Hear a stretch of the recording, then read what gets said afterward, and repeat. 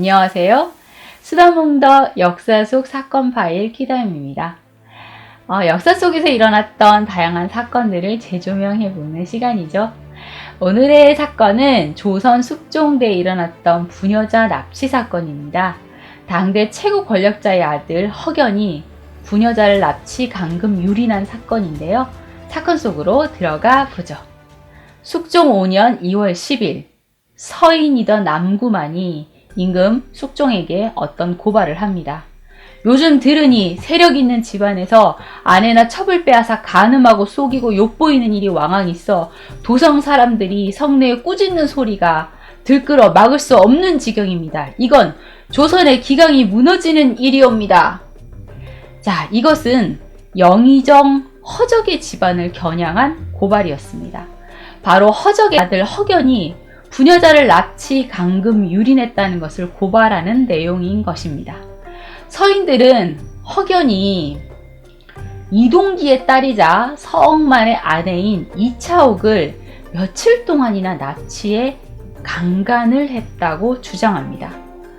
아버지가 영의정이니 어깨에 힘이 잔뜩 들어간 천하의 한량인 이 허견은 벼슬도 자신의 힘으로 된 것이 아니라 아버지 백으로 교서관 정자라는 낮은 벼슬을 하고 있었답니다. 허견은 아버지를 믿고 크고 작은 사건 사고를 일으키고 있었고 급기야 부녀자를 납치하는 일을 벌였다는 건데요. 서인들 입장에서는 땡큐죠. 이 기회에 남인을 대표하는 영의정 허적을 칠 수 있을지 모르니까요. 남의 재물을 빼앗는 자를 도둑이라 합니다. 남의 부녀자를 빼앗는 자는 도둑 중에서도 가장 흉악한 도둑이니 마땅히 포도청에서 엄중하게 다스리고 조사하도록 하소서. 서인들은 입을 맞춰 허견을 공격합니다. 부녀자 납치는 인류를 파괴하는 행위다. 포도대장은 지희 고화를 막론하고 철저하게 조사하라. 숙종은 포도대장 구일에게 영을 내려 사건을 철저하게 조사하라고 지시를 합니다. 남인으로서는 치명적인 사건이 된 것이죠. 여기서 그 지긋지긋한 당파 싸움 얘기를 또 하게 되네요. 당파에 대한 이야기는 다음에 또 할 수 있으니 숙종 시대가 당파 싸움이 가장 치열했을 때였다 정도로 얘기해 보죠. 숙종은 각 당파의 치열한 싸움을 빌어 왔다 갔다 힘을 실어줬다 뺏었다 하며 왕권을 강화시켰기 때문에 46년의 긴긴 치세기간 내내 당파 싸움은 피를 부르는 황국을 거치면서 엎치락 뒤치락 계속되게 됩니다. 숙종 5년이면 비교적 초반인데요. 남인이 주도권을 잡고 있고 서인들은 호시탐탐 그 주도권을 잡을 기회를 노리고 있었죠. 이런 상황이다 보니 허견의 사건의 행방은 매우 중요했습니다. 조사를 명받은 포도대장 구일이 이 사건 경위를 조사하는데요. 조사한 내용을 바탕으로 사건을 재구성해 보겠습니다. 이차옥은 당대 최고의 미녀로 소문난 절세 미녀였습니다. 그 미모가 어찌나 대단한지 남자들은 그녀의 얼굴을 한번 보겠다며 그녀의 집 앞에 진을 쳤다고 하고 이차옥과 같이 예쁘다라는 말이 생길 정도였다고 합니다. 이차옥은 역간 이동기의 딸이었고 역시 역간 집안의 남자인 서억만에게 시집을 갑니다. 어느 날 이차옥의 고모부 이시정이 며느리를 보게 되어 잔치를 열었는데 이차옥도 이 잔치에 참석하게 됩니다. 그런데 저녁 무렵 어떤 사람이 안장을 얹지 않은 말 한 피를 몰고 와서 급히 말하기를 이차옥의 시할머니가 갑자기 병이 위독해졌는데 심부름할 사람이 없어서 자신을 보냈다며 이차옥에게 급히 말을 타고 가야 한다고 말합니다. 시할머니가 아프다는데 앞뒤 제새도 없이 이차옥은 말을 탔고 말이 어찌나 빨리 달리는지 여종이 미처 따라잡지도 못했다고 합니다. 그런데 말이 도착한 곳은 시댁이 아니고 낯선 집 앞이었습니다. 여기가 어디죠? 이차옥이 이렇게 물으니 여기는 마님의 친척집인데 여기 오셨다가 병환이 나신 거라서 이곳으로 모셨습니다. 여기로 들어가시면 됩니다. 자, 이 낯선 남자가 이렇게 말을 하자 이차옥은 의심을 거두고 집 안으로 들어갑니다. 자, 그리고 그 낯선 남자가 말한 방문을 급히 열고 안으로 들어가는데 전혀 예상치 못한 일이 벌어집니다. 시할머니가 몸져 누워있을 줄 알았던 방 안에는 젊은 남자가 이차옥을 기다리고 있었던 겁니다. 이차옥은 그가 누군지 몰랐죠. 누구세요? 그런데 그 남자는 나는 당신을 알고 있었어. 당신이 시집가기 전부터 알고 있었고 사모하는 마음이 있어. 이렇게 만나게 된 거라오 하며 헛소리를 하는 겁니다. 이거 위험하구나. 사태를 파악하고 방을 빠져나가려고 한 이차옥.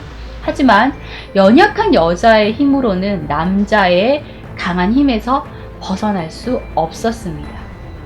이차옥은 결국 그 남자에게 강간을 당하고 맙니다. 다음 날 집을 빠져나가려고 해도 사방에 감시를 하고 있어서 도저히 빠져나갈 수가 없었고요. 이차옥은 5, 6일 정도를 꼼짝 못하고 남자에게 계속해서 강간을 당하는 치욕을 겪으며 감금당하고 있었습니다.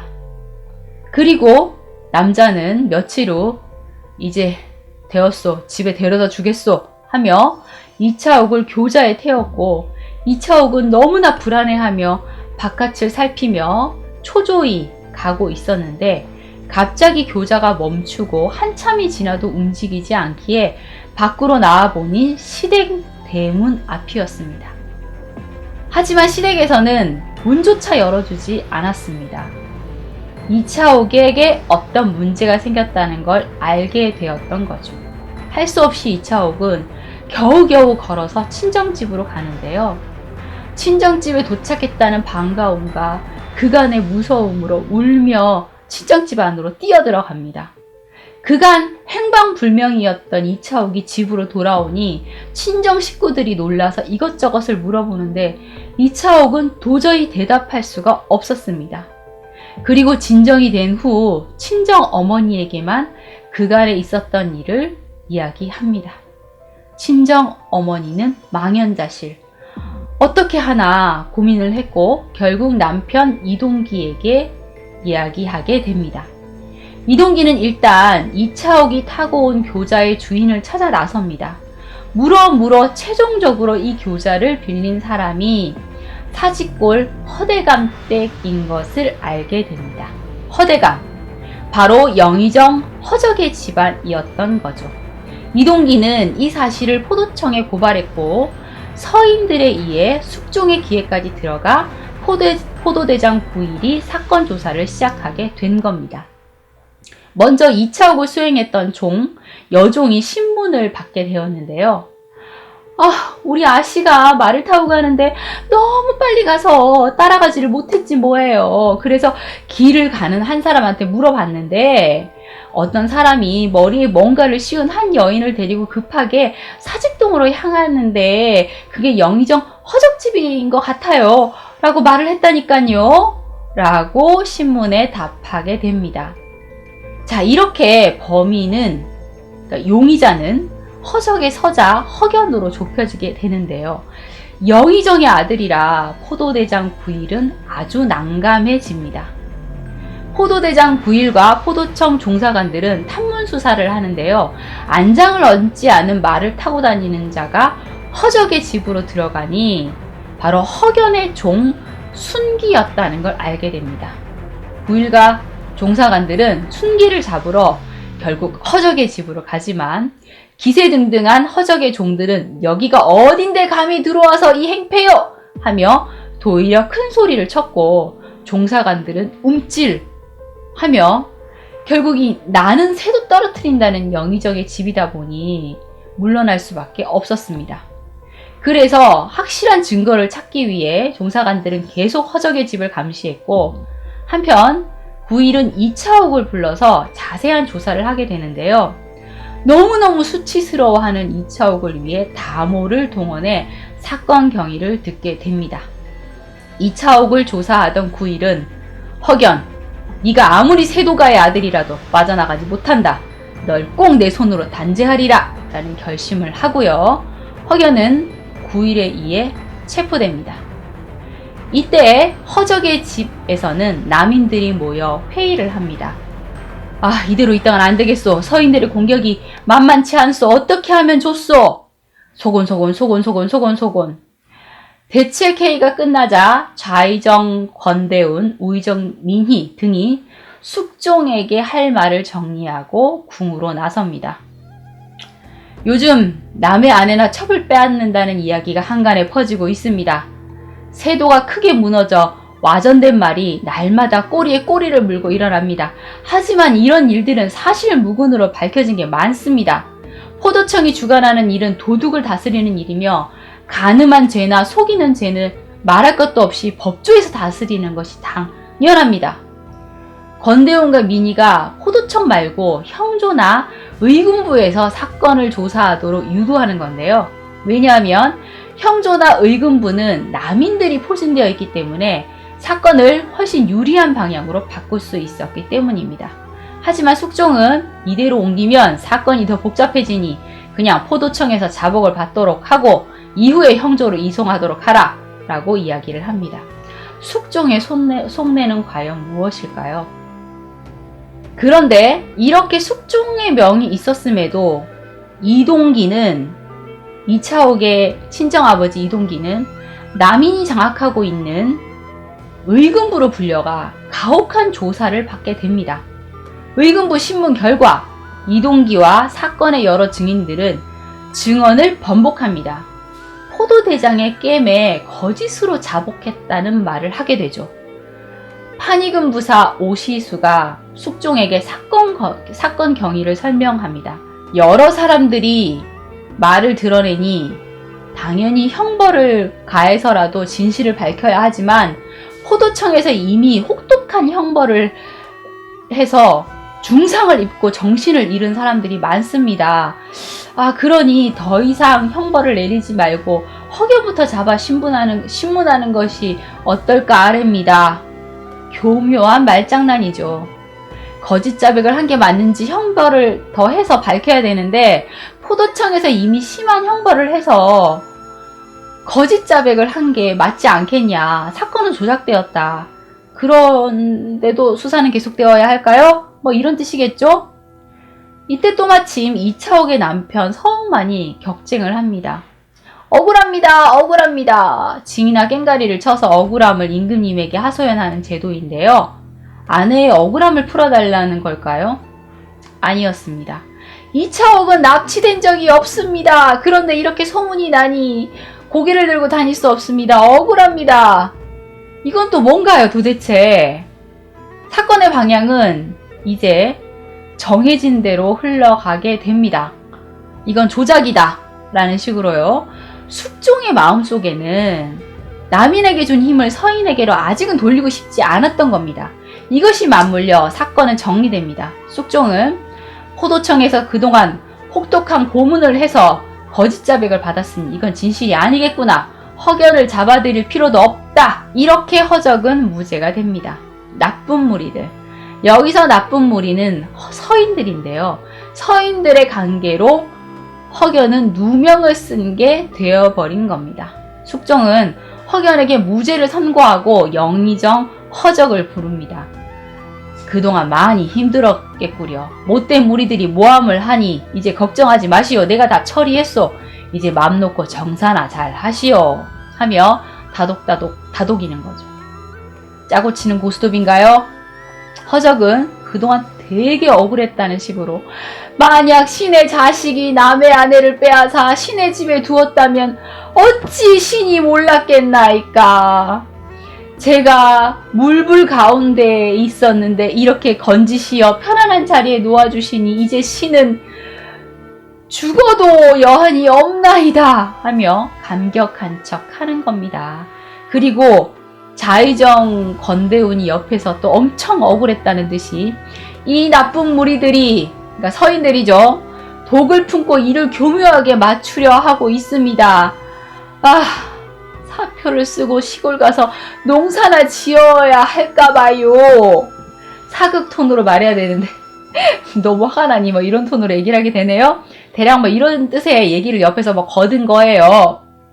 그러니 또 허적이 포도청은 도둑을 잡으라고 만든 기관이 아닙니까? 그런데 이 포도청 것들이 가면 나를 건드렸습니다. 포도대장 9일이 우리 집에 와서 종 순기를 찾기에 내가 우리 집에는 순기가 없다. 못 믿겠거든. 호적을 뒤져봐라 했는데 계속 포도대장이 안장을 얹지 않는 말을 몰고 온 사람이 있다며 순기를 내달라고 막무가내로 말했다며 내가 아무리 보잘것없기로서니 어찌 이렇게 한단 말이냐며 또 징징거립니다. 그래 다 알아. 고생 많았어. 너무 힘들었지. 그거 남구만이 제일 처음 말했잖아. 아 그놈 마음씀이 삐뚤어졌구만. 그 남구만 유배 보내라. 숙종은 허적을 위로하며 이 허견의 일을 먼저 말한 남구만을 유배 보내라고 합니다. 또 의금부는 숙종의 의 중에 딱 맞춰서 조사 보고서를 올리죠. 자, 이렇게 가해자는 석방이 되고요. 허견이 무죄라면 허견을 가둔 누군가는 책임을 져야 하는 거잖아요. 옥사를 다스리는 일은 분명히 신중해야 된다. 그런데 포도대장이라는 자가 군조를 풀어 정승집을 에워싸고 살핀 것은 중죄라 하지 않을 수 없다. 포도대장 9일을 파면하고 김해로 유배 보내라. 9일은 문경세제를 넘어 유배길에 오르게 됩니다. 포도대장이 강강범 하나도 처벌할 수 없다면 이게 나라냐? 대낮에 부녀자를 납치, 강금, 유린하는 일이 벌어졌는데 무죄라고? 이게 뭐냐? 9일은 너무나 억울해하며 유배를 갑니다. 권력자를 두려워하지 않고 죄를 물으려 했으나 오히려 된서리를 맞은 꼴이 된 거죠. 이차옥의 납치 사건은 이렇게 범죄는 있었는데 범인은 없는 이상한 사건으로 미해결 사건으로 마무리되게 됩니다. 그리고 숙종 6년 3월 숙종이 허적의 할아버지인 허잠에게 충정이라는 시호를 하사하게 되는데요. 가문의 영광이죠. 그래서 이 영광을 함께할 사람을 불러서 허적이 잔치를 하게 됩니다. 그런데 잔칫날 비가 내린 거예요. 잔칫날 비가 오면 잔치가 제대로 진행이 안 되잖아요. 허정네 잔치가 이거 제대로 진행이 안 되겠네. 내가 신경 좀 써야겠다며 숙종이 유악 좀 빌려줘라 라고 얘기를 합니다. 그 유악이라는 건 일종의 천막인데 기름을 발라서 비가 와도 새지 않는 천막이에요. 원래는 전쟁 났을 때 쓰는 걸로 굉장히 비싸고 귀한 거예요. 그런데 이거를 빌려주라니 허적의 권력이 되게 세기는 셌나 봐요. 자, 그런데 유악을 가지러 간 관리들이 당황합니다. 유악이 없었거든요. 허적이 이미 왕명도 없이 유악을 가져가 버린 거예요. 당시 병권은 남인들이 잡고 있었는데 이 병력기관 수장들이 허적이 빌려달라는데 뭐 어쩌겠어요 하며 왕명도 없이 그냥 빌려준 거예요. 숙종이 엄청 열받습니다.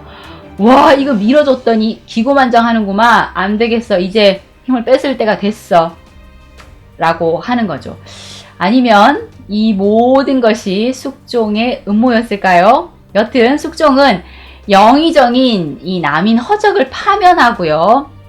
대신 서인인 김수항으로 대처하고 훈련대장 남인 유혁연의 병권을 뺏어서 서인 김만기에게 주고 남인들을 축출하고 서인을 불러들입니다.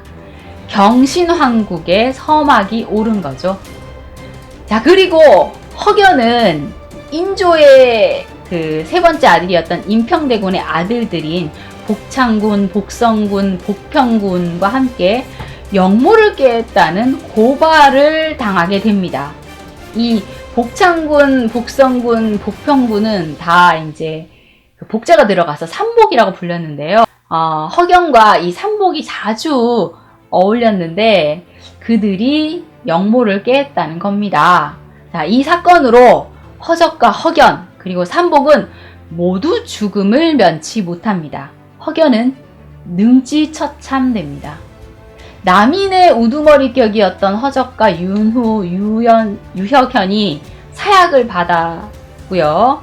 그래서 남인의 주요 인물들이 대부분 제거됐고 결과적으로 남인 축출 그리고 서인으로 권력이 교체된 거죠. 이 사건이 바로 1680년에 일어났던 경신년에 일어났던 경신환국입니다. 이차옥 사건에서 이렇게 경신환국까지 넘어갔네요. 그러면 이차옥 사건은 어떻게 되었을까요? 이 영모 사건 이전에 이차옥 납치 사건과 관련해서 대감들이 또 상소를 올려요. 숙종의 속내를 파악하고 살짝 또 올린 거죠. 그러니까 숙종이 그때 조사가 잘 안 된 것 같아. 다시 조사를 하라고 명을 내리고요. 다시 이차옥과 당시 관련자들이 붙잡혀 와서 신문을 받게 돼요. 결국 허견이 이차옥을 납치해서 겁탈한 것은 사실인 것으로 밝혀져요. 그런데 결론이 이상해요. 허견의 편에 들었거나 협박에 의해 자백을 번복했던 이들은 유배를 가고 벌을 받게 되었어요.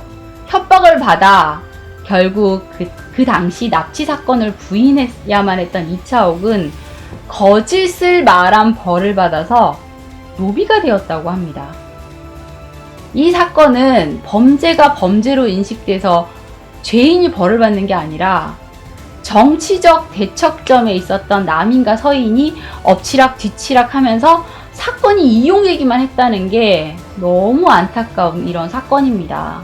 억울하게 당한 이 여인의 아픔을 보듬지 않고 모든 것을 왕권 강화를 위해 이용했던 숙종의 선택이 자신에게는 유리했는지 모르겠지만 피눈물을 흘리는 백성이 있었다는 걸 전혀 인식하지 않았다는 게 너무 안타깝네요. 그리고 이 힘없는 조선 여인들의 삶이 너무 아프게 느껴집니다. 자, 오늘의 역사 속 사건 파일은 이차옥 납치 사건이었습니다. 자, 오늘도 이야기 들어주신 여러분 감사합니다. 좋아요와 구독도 잊지 마세요.